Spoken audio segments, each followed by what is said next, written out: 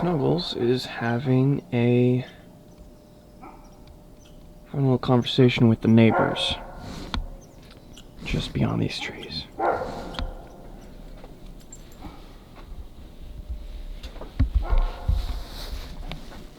Okay. Get this adjusted.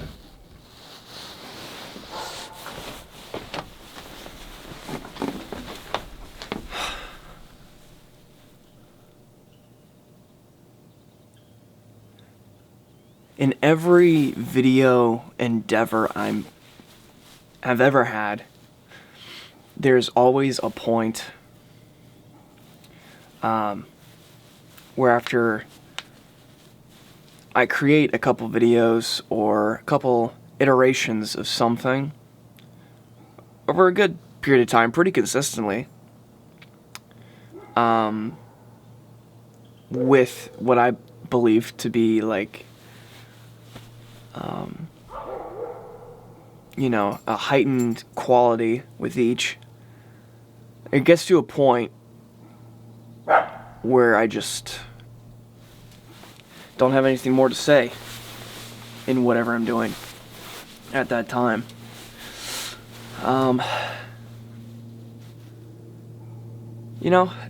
That certainly is going to happen with these talks.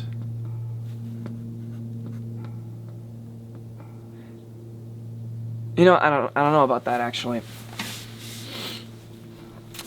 With everything I've done in the past, there's always been a narrative or a sequential progression to anything I've made in digital art and music and film.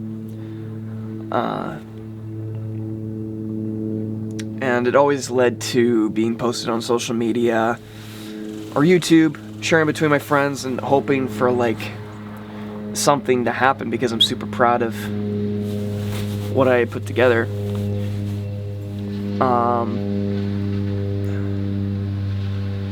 And yeah, honestly, I can't say that I never didn't. I can't say that it wasn't ever disappointing. How little engagement I ever got. And the last time I did anything of the sort like this, where I'm talking, it wasn't even close to anything like this, but the same idea.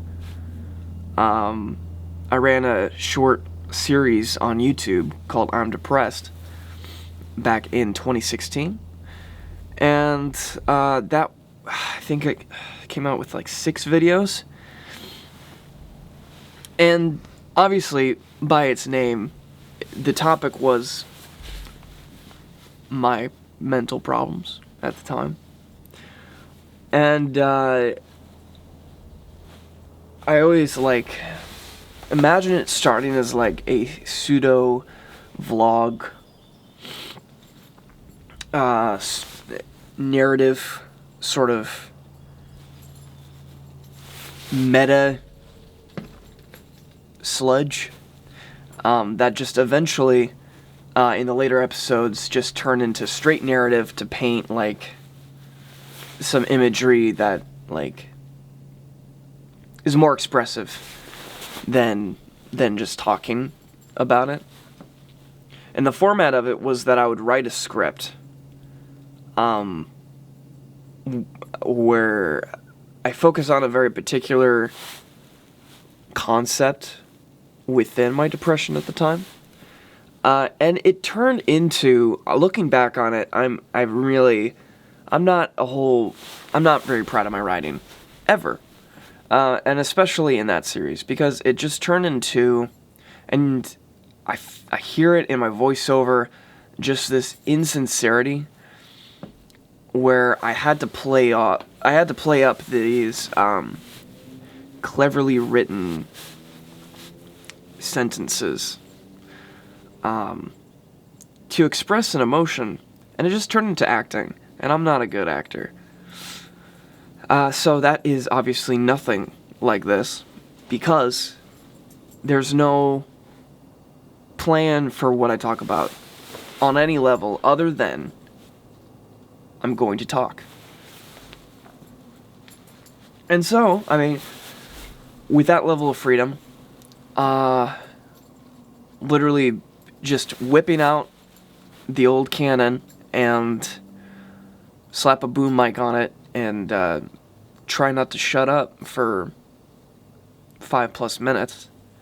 The length is always going to be varying, by the way. You know, that's my threshold. That's what I gotta meet.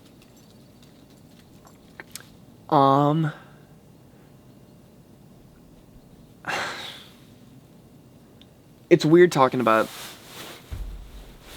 video prospects like that, because I'm a videographer.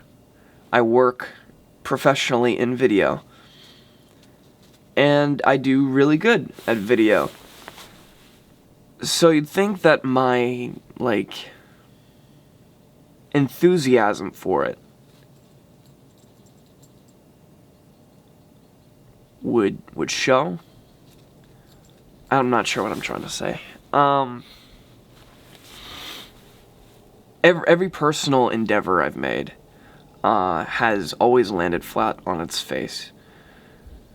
In the scheme of looking at every video prospect of mine as like a brand or a series or one of many, you know, it always just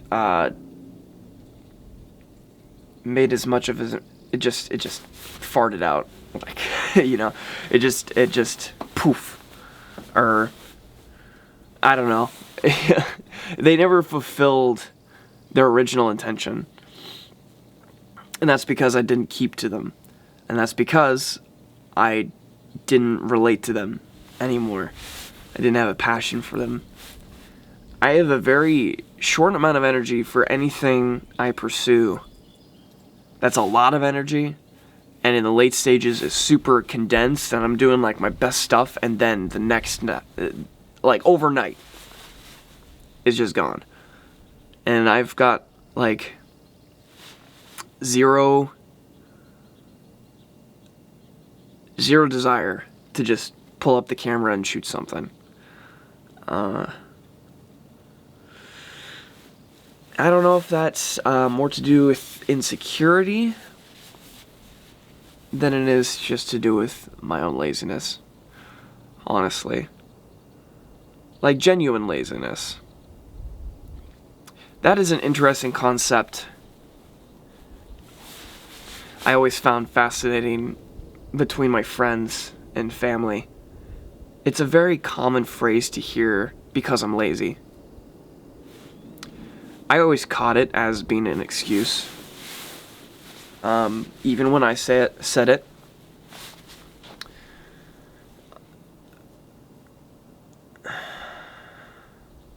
Obviously, I don't like it. It doesn't do anything good, being lazy. But, you know, there is, like, a certain point where you have to be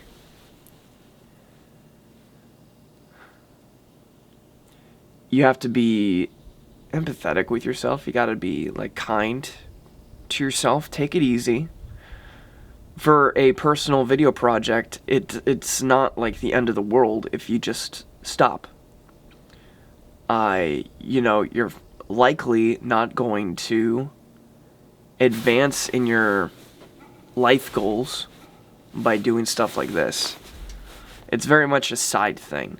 And so, like, giving yourself the added stress of, like, I need to do this is usually unfounded.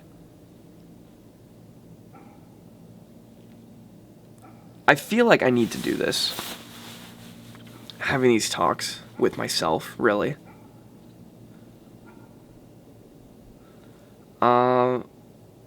There's a side to it, a very small side, that's like, I'm doing something good by putting up regular videos on my channel. The thing is, though, this is the least engaging material you can probably come up with. There's no There's no fancy cuts. There's no music. Occasionally you'll catch me smoking, and that's like the most shocking thing visually you're probably going to see. So I guess it's more so like a freeform podcast or radio show. This is like my broadcast, my pirate signal broadcast out into the American wasteland for anyone to listen. And I might not be saying much, but it might compel one or two people. So that'd be cool. I think I should think of it like that. You know, like old video games I used to play, their radio stations, like Fallout New Vegas, just these strange personalities in the post-apocalyptic Western world. That's just putting a signal out there for anybody to catch on to.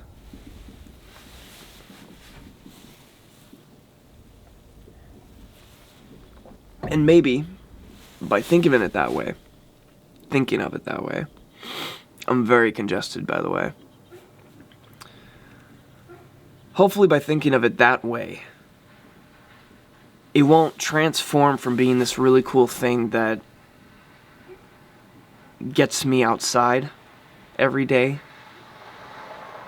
Hopefully it won't, with that mindset, it won't turn that, you know, the nice stuff I get from doing something like this into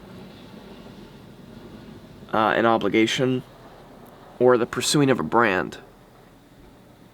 I really want to switch out my logo profile picture to be something of me, something genuine. My channel is no longer the place for just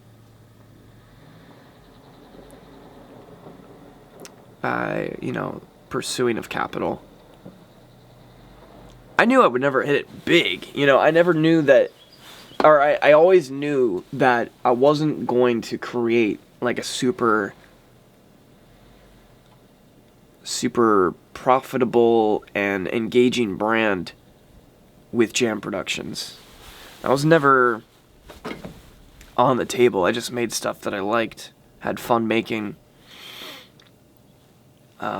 Some very, very little of it on my channel is paid for. It's just mostly just fun. But with it still having like the branding of Jam Productions on it, it comes off as a lot. It's a lot harder to get into. Maybe that's it. Maybe looking at a random video suggestion coming up on your feed one day, seeing like a very evident, a very intentional brand paired with like 3 views on their video. Maybe that's it. Maybe that's what creates like really disengaging stuff.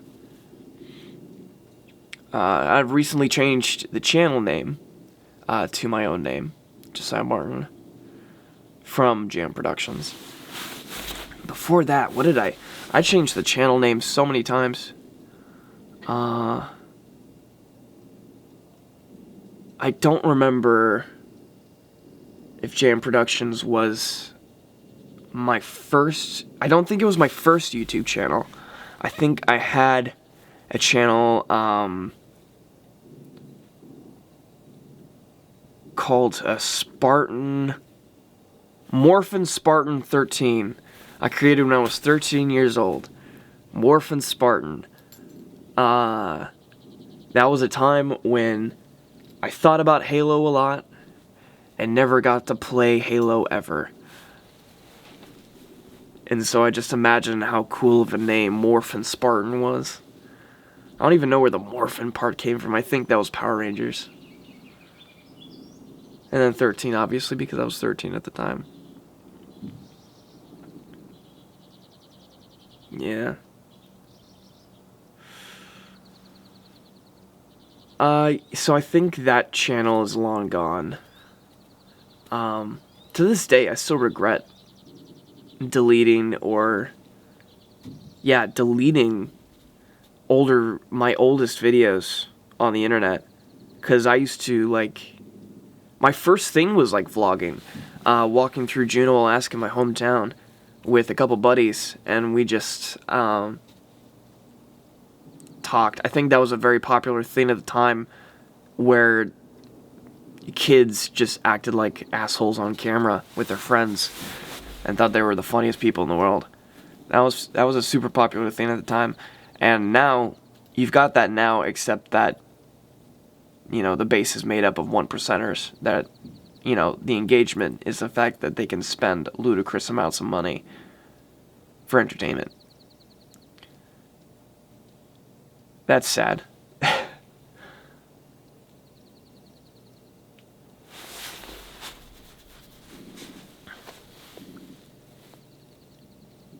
So expectation. There is no expectation for this. I have the desire for it to, like, reach an audience to any degree. Because I wouldn't be talking about this stuff if I didn't think it mattered. But it's not for the pursuing of a brand.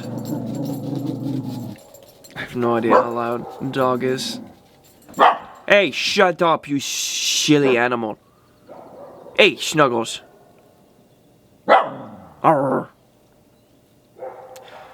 She will pay zero attention to me if there is a dog. Yeah.